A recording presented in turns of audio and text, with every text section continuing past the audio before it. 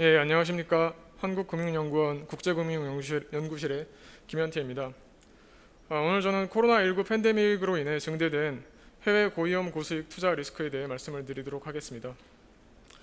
먼저 지난 3월을 생각을 해보시면 코로나19 팬데믹 확산으로 인해서 국제금융시장에 일시적으로 혼란이 나타난 것을 이미 경험을 하셨을 겁니다. 그래서 코로나19 확산 직후에 글로벌 금융시장의 반응에 대해서 간략히 말씀을 드리고요. 그 이후로는 코로나19 팬데믹으로 인해 증대된 해외 고위험 고수익 투자 현황과 리스크에 대해서 좀 살펴보도록 하겠습니다. 여기서는 주요 해외 고위험 고수익 투자 상품이라고 할 수 있는 레버리지론, 메자닌 부채, 하이힐드 채권 이런 것들을 중심으로 좀 말씀을 드리겠고요. 그리고 국내 금융기관의 해외 고위험 고수익 투자 익스포저를 보시면 주로 고위험 부동산 투자 비중이 높고 이 부동산 중에서도 상업용 부동산 투자 비중이 높은 것을 아실 수가 있습니다. 그래서 국내 금융기관의 해외 상업용 부동산 투자 익스포저에 대해서도 간략하게 좀 말씀을 드리고 결론을 말씀드리는 걸로 마치도록 하겠습니다. 코로나19가 본격 확산된 초기에 글로벌 금융시장의 불안이 확산되고 또 안전자산 선호 현상이 두드러지게 나타났습니다. 이에 따라 안전자산으로 여겨지는 미 달러화 그리고 미 국채에 대한 수요가 증가를 하였고요. 이에 따라 미 국채 수익률이 급락하고 미 달러화 가치가 강세를 보였습니다. 2019년 12월 중에 미 국채 수익률은 약 2% 내외로 보시면 될 텐데요. 3월 중에는 1% 이하로 하락을 하였고요. 8월 초에는 이것이 다시 0.5% 수준까지 또 떨어지는 모습이 나타났습니다. 그리고 올해 2월 20일부터 3월 말까지 주요 선진국 그리고 신흥시장국들의 그 미 달러화 대비 통화 가치 변동을 보시면 엔화나 유로화 같이 안전자산으로 분류되는 통화들은 가치가 약간 소폭 상승한 반면 멕시코, 러시아, 브라질 이런 신흥시장국들의 통화 가치가 큰 폭으로 하락한 것을 보실 수가 있습니다. 우리나라 원화의 경우에도 가치가 소폭 하락하였지만 여타 신흥시장국에 비해서는 그 폭이 상당히 완만하였다고 평가를 하고 있습니다. 또한 국제금융시장 불안 확대와 안전자산 선호 양상 강화로 인해서 신흥시장국에 투자되었던 자금에 있어서도 급격한 유출이 나타났습니다. 우리나라를 포함한 주요 11개 신흥시장국에 대한 일별 외국인 증권 투자 순유출입액은 대체로 평시에 플러스 마이너스 10억 불 내외에서 유지가 되어 왔습니다. 그러나 코로나19 확산이 본격화되기 시작한 2월 하순부터 평시를 넘어서는 순유출 규모가 나타나기 시작하였고요. 3월 중에는 일별 순유출액이 50억 달러를 초과하는 모습을 보였습니다. 우리나라의 외국인 증권 투자 현황을 보시면 역시 마찬가지로 3월 중 외국인 투자자들이 국내 주식을 약 13조 원 순매도하였습니다. 그래서 채권을 포함한 외국인 증권 투자 순매도 규모가 3월 중 9.5조 원으로 나타나고 있습니다. 주요국 증시에서도 큰 폭의 조정이 발생을 하였습니다. 주요국 증시는 2월 하순을 기점으로 해서 하락세로 전환하기 시작하였고요. 3월 하순까지 약 30에서 40%의 조정을 받았습니다. 또 국제 유가도 급락하는 모습을 보이고 있습니다. 물론 이제 글로벌 증시가 3월 하순 이후 다시 반등하는 모습을 보이면서 상당히 생각보다는 빠르게 이미 회복이 완료가 되었습니다. 그래서 한국, 미국, 일본 등 주요국의 주가는 코로나19 확산 이전 수준을 이미 회복해서 상당히 좋은 모습을 이미 보이고 있고요. 국제 유가에 있어서도 이제 가격 급변동이 나타났는데 2019년 말 배럴당 약 60달러 내외에서 움직이던 국제 유가는 코로나19 확산으로 인한 원유 수요 감소 그리고 산유국들의 감산 협상 결렬로 인해서 급락세가 나타나기도 하였습니다. 그러나 그 이후 점진적인 수요 회복으로 반등을 하였고요. 올해 11월 현재 그리고 최근을 보시면 이제 배럴당 40달러 중후반 내외를 유지하고 있습니다. 다음으로는 코로나19 확산으로 인한 해외 고위험 고수익 투자 리스크에 대해 말씀을 드리겠습니다. 글로벌 금융위기 이후로 보면 해외 고위험 고수익 투자 규모가 상당히 빠르게 증가하여 온 것을 볼 수가 있습니다. 그래서 먼저 여기서는 그 해외 글로벌 고위험 고수익 투자 확대의 배경에 대해 좀 말씀을 먼저 드리도록 하겠습니다. 다들 잘 아시다시피 글로벌 금융위기 이후 장기간 지속된 저금리 기조가 고위험 고수익 투자 증가에 적합한 환경을 제공해 왔습니다.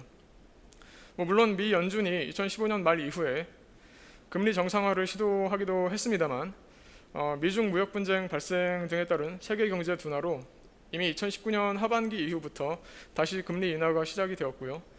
코로나19 확산 이후로는 다시 제로 금리로 회귀하였습니다. 여기 그래프를 보시면 아실 수가 있겠지만 유로 지역이나 일본의 경우에도 저금리가 상당히 오랫동안 유지되어 온 것을 보실 수가 있습니다. 또한 은행들에 대한 서베이 결과를 보면 미국, 유로 지역의 대출 심사 기준도 비교적 이제 완화되어 온 것으로 나타났는데요. 미국의 경우에는 2010년 이후 2016년을 제외하고는 이제 전기 대비 대출 심사 기준을 강화한 은행의 순 증가율이 대체로 마이너스를 기록해서 대출 기준이 완화되어 오고 있는 모습을 보실 수가 있습니다. 이렇게 저금리가 고착화되면서 금융기관들은 낮은 수익률을 만회하기 위해 고위험 대체 투자 이런 비중을 늘려왔고요. 기업들은 이런 낮은 금리를 활용해서 차입을 확대해 왔습니다. 이에 따라 주요국 기업 부채의 증가율이 GDP 증가율을 최근 몇 년간 계속 상회하여 왔습니다. 미국의 GDP 대비 기업 신용은 금융위기 이후 감소하였다가 2012년 이후 다시 증가세로 반전하였고요. 2017년 초에는 금융위기 수준을 회복하고 계속 증가하여 2020년 1분기 현재 GDP 대비 78%로 사상 최고 수준을 보이고 있습니다. 유로 지역도 마찬가지인데요. 유로 지역 GDP 대비 기업 신용은 금융위기 그리고 유럽 지역 재정 위기에도 불구하고 크게 딜레버리징이 나타나지 않았고요. 2020년 1분기 기준으로 GDP 대비 109%로 높은 수준을 유지하고 있습니다. 그러나 지난 글로벌 금융위기 시 문제가 되었던 그 하우징 섹터를 보면 GDP 대비 가계 신용은 오히려 미국과 유럽 모두 감소세를 보이고 있어서 기업 신용과 대조적인 모습을 보이고 있습니다. 또 이렇게 비은행 금융회사들이 낮아진 그 국공채 수익률 만회를 위해 대체 투자를 확대하고 고위험 고수익 자산 비중을 확대하여 온 점도 고위험 고수익 투자 증가에 기여하였다고 볼 수 있습니다.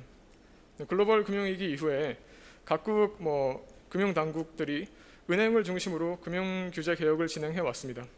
이러면서 은행들이 고위험 자산에 투자할 수 있는 여력이 제한되었다고 할 수 있습니다.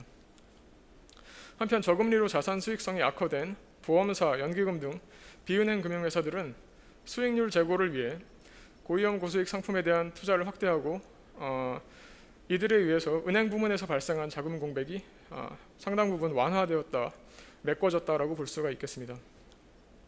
그 결과 전 세계 금융기관 총 자산에서 차지하는 비중을 금융 권역별로 보면 은행이 차지하는 비중은 감소하여 오고 있는 반면에 사모펀드를 포함한 기타 투자펀드와 헤지펀드의 비중이 최근 들어 증가해 오고 있습니다. 다음으로는 고위험 고수익 투자 자산 중 메자닌 부채에 대해 먼저 말씀을 드리겠습니다. 메자닌 부채란 기업의 자본 구조상 선순위 채권과 보통주 사이에 후순위채, 전환사채, 신주 인수권부 사채 등등을 가리키는 말입니다. 이렇게 향후 주식으로 전환 가능한 권리를 혼합하여 구성하기 때문에 부채와 자기자본의 중간적 성격을 지니고요.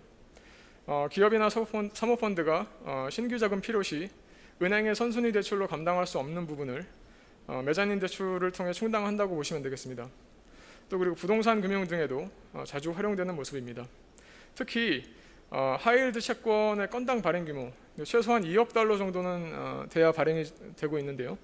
이런 규모를 감당하기 어려운 중소규모 기업 그리고 비상장 기업, 즉 이런 미들마켓 기업들이 주로 이용하는 시장이라고 보시면 되겠습니다. 이런 메자닌 부채는 기업의 자본 구조상 보통주를 제외하고 가장 후순위에 놓이기 때문에 수익률이 높기도 하지만 그만큼 또 많은 위험을 보유하고 있습니다. 사모자본시장에서 거래되는 특성상 당사자 간 합의로 그 거래 내용을 자유롭게 조정할 수 있지만 그 대신 이제 계약 조건이 표준화되어 있지 않기 때문에 유동성이 상당히 부족하고요. 이렇게 계약 조건이 자유롭기 때문에 좀 위험성이 높은 조항들이 들어가기도 하는데요. 차주가 향후 도입하게 되는 특정 선순위 부채에 대해서도 후순위로 간주되는 조항이 포함되기도 하고요. 이 경우에는 이제 계약 성립 시점 이후에 선순위 부채의 총량이 증가할 위험이 있다고 볼 수가 있습니다. 또한 채무불이행이 실제 발생하는 경우에 일정 기간 동안 차주에 대한 소송 제기 등 원리금 상환을 제한하는 조항이 다수 들어있다고 보고되고 있습니다.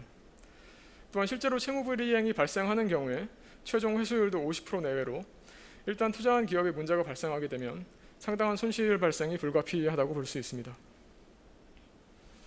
또 아까 부동산 금융에서 자주 활용이 된다고 말씀을 드렸는데요. 이 경우에 메자닌 대출은 대부분 실제 부동산 소유 주체와 직접적인 대차 관계를 맺지 않기 때문에 채무불이행 등 사태가 발생하였을 때 투자자의 권리 행사에 애로가 발생할 가능성이 있습니다. 부동산 사업 운영 주체인 스폰서는 부동산 소유 목적 회사와 메자닌 차주 회사를 각각 별도의 특수 목적 기구로 설립한 이후에 메자닌 차주 회사를 통해 메자닌 대출을 실행하고 있습니다. 따라서 메자닌 차주가 메자닌 대주에게 상환할 수 있는 원리금은 선순위 차주가 주는 배당금으로 지급이 되게 됩니다.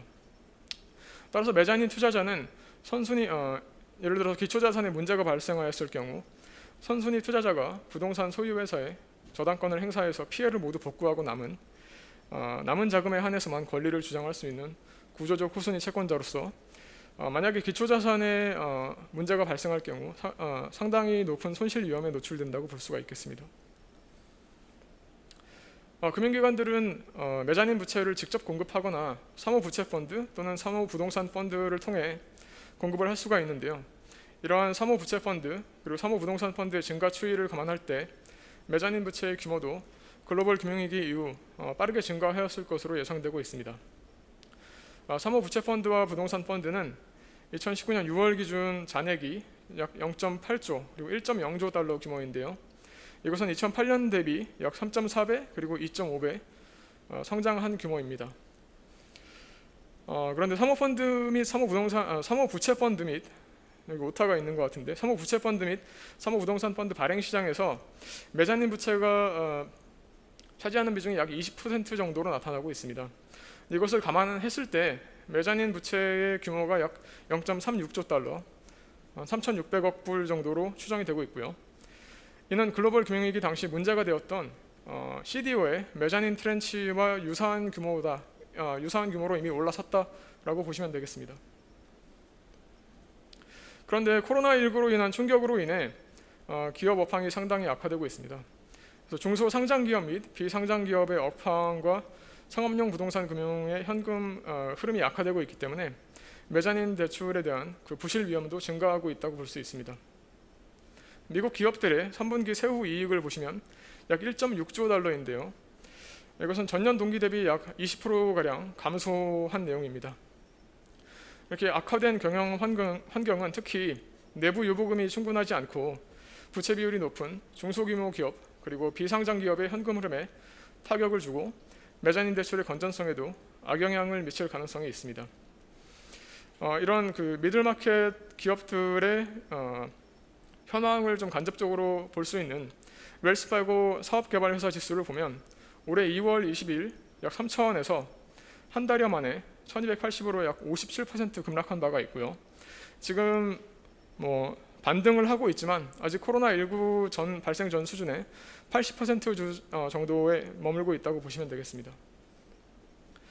또한 코로나19로 인한 부정적 충격은 상업용 부동산 그리고 상업용 부동산 시장의 침체에도 영향을 미치고 있는데요. 미국의 10월 상업용 부동산 가격 지수는 122.2로 코로나19 확산 전에 비해 약 10% 정도 하락을 하고 있고 유럽도 동기간 중 약 7% 정도의 가격 하락이 나타났습니다. 또한 수요 감소로 글로벌 상업용 부동산 거래 금액이 2020년 2분기 이후 급감하는 모습을 보이고 있습니다. 그래서 올해 3분기 거래 금액이 약 1278억 달러인데 이는 전년 동기 대비 절반 수준에 불과합니다. 또 업종별로는 예상을 하시다시피 숙박업과 소매업에서의 타격이 가장 큰 것으로 나타나고 있습니다. 그러나 이제 업종별로 좀 차별화가 존재하는데요. 숙박업과 소매업은 큰 부진을 보이고 있는 반면 데이터 센터, 산업시설, 인프라 등은 상승세를 유지하고 있습니다.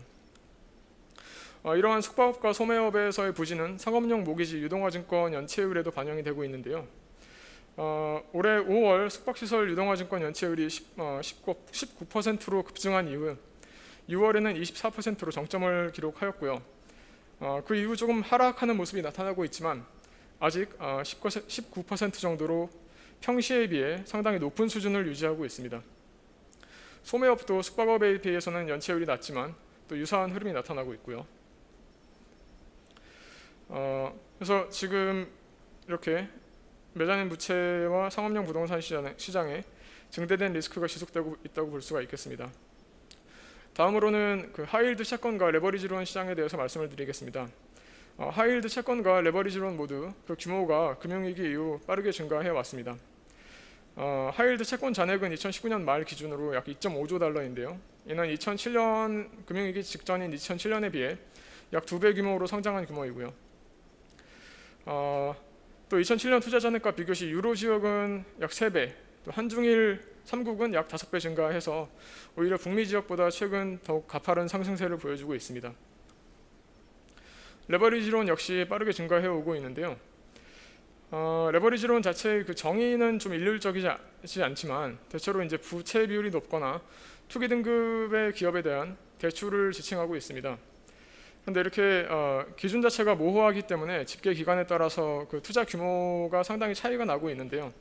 그러나 IMF를 기준으로 하자면 글로벌 레버리지론 잔액은 약 5.5조 달러, 2019년 말 약 5.5조 달러를 기록하고 있고, 이것은 역시 마찬가지로 금융위기 직전에 비해 약 2배 정도 규모로 증가하였다고 보시면 되겠습니다.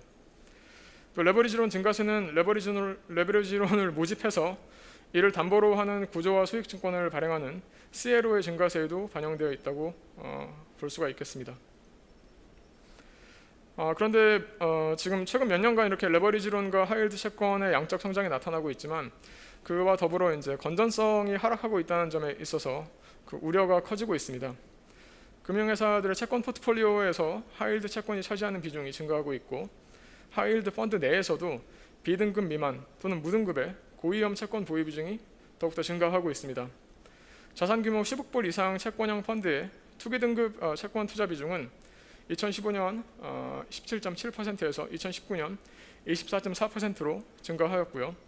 특히 무등급 채권에 대한 투자 비중이 동기간 중 1.7%에서 10.5%로 크게 증가하는 모습을 보였습니다. 또 고위험 채권에 주로 투자하는 하이힐드 채권 펀드의 경우에도 동기간 중 무등급 투자 비중이 3.7%에서 20.8%로 크게 증가하는 모습을 보였습니다.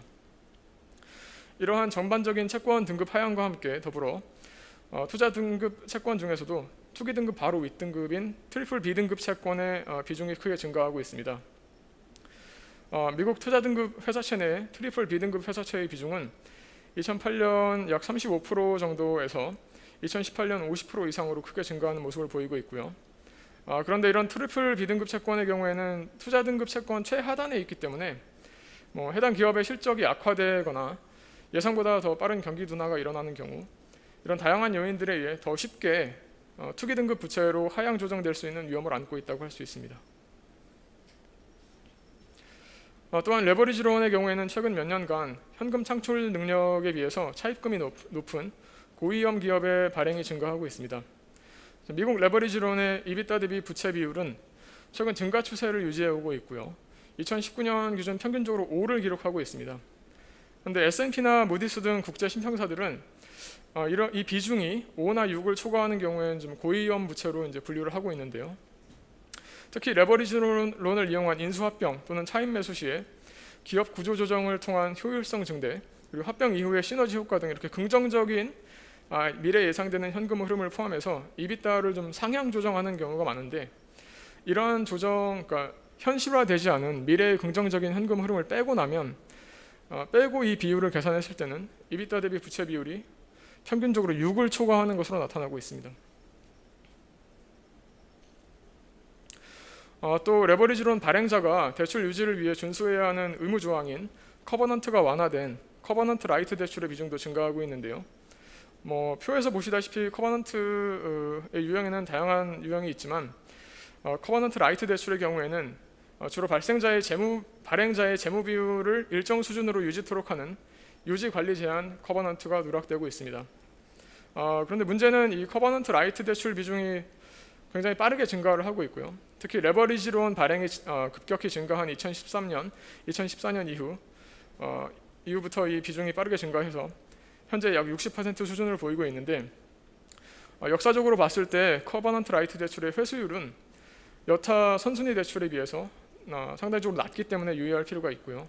또 더욱더 흥미로운 점은 커버넌트 라이트 대출의 회수율이 최근 들어 더욱더 떨어지고 있다는 점입니다. 그래서 2010년 이전에는 회수율이 그래도 약 72% 정도였는데 2010년 이후의 커버넌트 라이트 대출 실제 이제 채무 불이행 발생 시의 회수율을 보시면 약 54%에 그치고 있습니다. 코로나19 바이러스 대유행 이후로는 이런 하이힐드 채권 시장과 레버리지론 시장에도 역시 혼란이 나타났습니다. 그래서 지난 3월 레버리지론 가격 지수가 급락하고 하이힐드 채권 스프레드가 급등한 적이 있는데요. 코로나19 확산 전 95 내외를 유지하던 미국 레버리지론 가격 지수는 3월 중순 76까지 하락하였고 하이힐드 채권 스프레드도 올 1월 중 3% 초중반에서 3월 중 10% 후반까지 급등하였습니다. 물론 현재는 이 혼란들이 수습되면서 평시 수준으로 복귀한 바가 있지만 지금 이 레버리지론 시장과 하이힐드 채권 시장이 이렇게 외생적인 부정적 충격에 상당히 취약하다는 것을 보여주는 하나의 예로 생각하고 있습니다. 또한 코로나19 팬데믹 발생으로 레버리지론과 하이힐드 채권 발행이 일시적으로 크게 위축되는 등 신용 경색도 발생을 하였습니다. 그래서 2020년 3월 중 레버리지론과 하이힐드 채권 발행액은 약 174억 불 그리고 51억 불로 2019년 월 평균에 비해서 상당히 위축된 모습을 보였고요. 그 이후 세계 각국 정부와 중앙은행의 적극적인 정책 대응으로 발행액이 다시 회복되는 모습을 보이고 있지만 그 내용을 좀 자세히 살펴보면 레버리지론 중에 상대적으로 취약성이 높은 B- 등급 이하 레버리지론이 비중이 좀 증가해 있는 등 여전히 리스크가 평시에 비해 높아진 상황이라고 볼 수가 있겠습니다. 또 고위험 기업 부채 리스크 확대는 그 레버리지론과 하이힐드 채권 부도율에도 좀 반영이 되고 있는데요. 최근 하이힐드 채권 부도율은 약 8% 정도, 그리고 레버리지론 부도율은 약 4% 정도인데요. 글로벌 금융위기 당시와 비교해서는 아직 그 수준으로 올라가는 것은 아니지만 지금 상승 추세가 계속 유지되고 있기 때문에 앞으로 계속 주의 깊게 모니터링을 할 필요가 있겠습니다.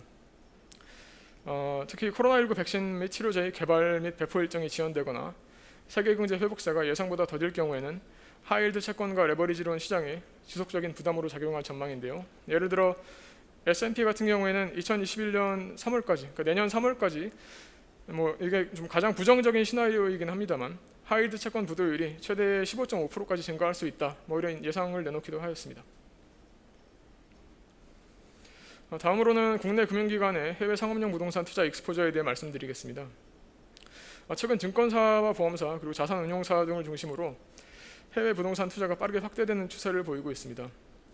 국내 대형 증권사와 보험사의 대체 투자 규모는 2019년 6월 말 기준 약 29.3조 원인데요. 이 중 48%인 14.1조 원이 해외 부동산 투자 분으로 나타나고 있습니다. 또한 자산운용사의 해외 부동산 투자 설정액도 2020년 10월 말 기준으로 57.7조 원을 기록하였는데요. 코로나19 확산에도 불구하고 2019년 말 대비 순 증가를 기록하고 있는 모습을 보실 수가 있습니다. 그런데 이런 국내 금융회사의 해외 부동산 투자는 오피스, 호텔, 리조트 등 상업용 부동산 투자에 집중되고 있습니다. 근데 앞서도 말씀드렸지만 지금 해외 상업용 부동산 시장이 상당한 침체를 겪고 있기 때문에 우리 금융기관들 역시 상당한 평가 손실 위험에 노출되어 있다고 볼 수가 있겠습니다. 특히 2019년 중에 해외 상업용 부동산 투자 금액이 크게 증가하였는데요. 2019년 중 투자 금액은 약 20조 원으로 전년 대비 2배 정도 급증한 모습을 볼 수가 있습니다. 그리고 증권사 및 보험사의 해외 부동산 자산 구성에서 상업용 부동산 비중은 약 86.5%로 상당히 높게 나타나고 있습니다. 또한 대형 증권사 및 보험사의 해외 익스포저를 변제 순위별로 보자면 지분 투자 그리고 중후순위 대출 등 고위험 익스포저 비율이 약 80% 정도로 매우 높게 나타나고 있습니다. 국내 대형 증권사 및 보험사의 투자 익스포저가 부동산 투자 익스포저가 약 14.1조 원인데 이 중 약 80%인 11.3조 원이 고위험 익스포저로 추정이 되고 있고요. 또 중소형 증권사와 보험사의 경우에도 마찬가지로 해외 대체 투자 및 부동산 투자에 나서고 있다고 가정할 경우에 고위험 익스포저는 최대 16조 원 정도로 추정이 되고 있습니다. 이런 국내 금융기관의 해외 부동산 투자의 경우에는 2016년 이후 미국 및 유럽 부동산들의 가격이 고평가된 시기에 집중되어 있어서 손실 위험이 상대적으로 높고, 또 상업용 부동산 투자에 집중되어 있는 점, 또 익스포저 중 대부분이 변제 순위가 낮은 후순위 투자에 집중되어 있는 점이 잠재적인 위험 요인이라고 할 수가 있겠습니다. 그러나 자기 자본 대비 해외 부동산 투자 익스포저를 보면 대체로 양호한 수준입니다. 그렇기 때문에 해외 부동산 투자 부실화가 국내 금융시장의 시스템 리스크로 확대될 가능성은 낮은 것으로 판단하고 있습니다. 마지막 결론을 말씀드리겠습니다. 글로벌 금융위기 이후에 고위험 기업 부문에 대한 투자가 확대되면서 최근 코로나19의 확산으로 고위험 고수익 투자에 대한 취약성이 노출된 바가 있습니다. 일단 글로벌 금융시장의 불안은 지금 상당히 해소된 상황이지만 앞으로 코로나19 확산 경로에 따른 불확실성이 여전히 남아있다라고 보시면 되겠습니다. 네, 아까 말씀드린 부분은 조금 생략을 하고요. 지금 시간이 부족하기 때문에 또 우리나라 금융회사들 같은 경우에는 주로 비은행 금융회사를 중심으로 상업용 부동산 해외 상업용 부동산에 대한 투자를 확대하고 있는데 상업용 부동산이 지금 최근 침체를 많이 겪고 있고, 또 익스포저를 보면 중후순위 대출, 지분 투자 등 후순위 상품이 높다는 점이 잠재 위험이라고 할 수 있겠습니다. 이에 국내 금융당국은 첫째, 주요국 기업 부문 건전성 현황 그리고 고위험 고수익 투자 현황에 대한 모니터링을 지속적으로 할 필요가 있겠고요. 이를 통해 위험을 조기에 경보할 수 있는 체계를 구축하여 운영할 필요가 있겠습니다. 또한 국내 금융회사의 해외 상업용 부동산에 대한 투자를 보시면 전반적으로는 시스템 리스크에 대한 위험은 크지 않지만 금융회사별로 과도한 위험 부담이 있다면 점진적인 포트폴리오 다변화를 유도할 필요도 있겠습니다. 마지막으로 메자닌 대출 등 해외 고위험 고수익 상품에 대한 투자하는 펀드의 경우 채무 불이행 발생 시 낮은 회수율로 인해서 원금 손실 가능성이 크기 때문에 금융 소비자 보호 측면에서의 어떤 보완책 마련도 고려할 필요가 있겠다고 볼 수가 있겠습니다. 네, 이것으로 제 발표를 마치겠습니다. 감사합니다.